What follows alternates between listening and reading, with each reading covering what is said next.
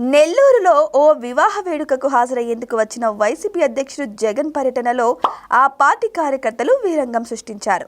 రప్పా రప్పా నినాదాలతో మరోసారి రచ్చ చేశారు ఫ్యాన్ పార్టీ అభిమానులు.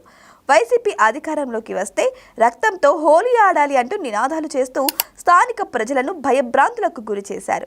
జగన్ వచ్చిన వెంటనే గోడలు దూకి హెలిప్యాడ్ దగ్గరకు దూసుకెళ్లారు. వెంటనే అప్రమత్తమైన పోలీసులు వారిని అదుపులోకి తీసుకున్నారు. లేకపోతే పరిస్థితి మరింత ఉద్ధృతకు దారి తీసదని చెబుతున్నారు. వరుసగా జరుగుతున్న ఘటనలు చూస్తుంటే వైసీపీ కార్యకర్తలు ఏ స్థాయిలో సైకోల్లా తయారయ్యారో స్పష్టమవుతుంది. రాజకీయాలు గెలుపోటములు సహజం, కానీ అధికారంలోకి వస్తే రక్తంతో హోలీ ఆడాలి అని బహిరంగంగా కోరుకునే మానసిక స్థితిని ఏమనాలి? ఇది అత్యుత్సాహం ఏమాత్రం కాదు, వీరిలో జీర్ణించుకుపోయిన హింసాత్మక ప్రవృత్తికి నిదర్శనం. జగన్ కేవలం ఒక పెళ్లికి వచ్చి వెంటనే బెంగళూరు వెళ్లిపోయినా ఇక్కడ మాత్రం ఆయన అనుచరులు ఉన్మాదపు ఆలోచనలతో ప్రజల్లో భయాందోళనలు సృష్టించడం వైసీపీ ఆలోచన తీరుకు అద్దం పడుతుంది. వైసీపీ శ్రేణులు బరితెగించడం ఇదేం తొలిసారేం కాదు. గత 5 ఏళ్ల పాలన అంతా విధ్వంసాలకు, దాడులకు కేర్ ఆఫ్ అడ్రస్ గా నిలిచింది.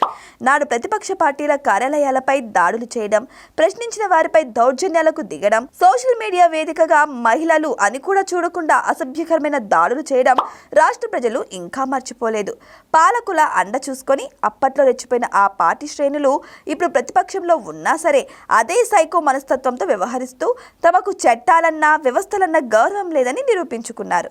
ప్రజాస్వామ్యంలో ప్రజల హృదయాలను గెలుచుకొని అధికారంలోకి రావాలి, కానీ ఇలా రక్తం పారించాలని చూడడం అనాగరిక చర్య. అధికారం కోల్పోయిన ఫ్రస్ట్రేషన్లో వైసీపీ శ్రేణులు చేస్తున్న ఈ వీరంగాలను రాష్ట్ర ప్రజలు గమనిస్తున్నారు. రక్తపాతాలు, కక్ష సాధింపులు కోరుకునేలా ఇలాంటి హింసాత్మక రాజకీయాలను సమాజం ఎప్పటికీ హర్షించదు.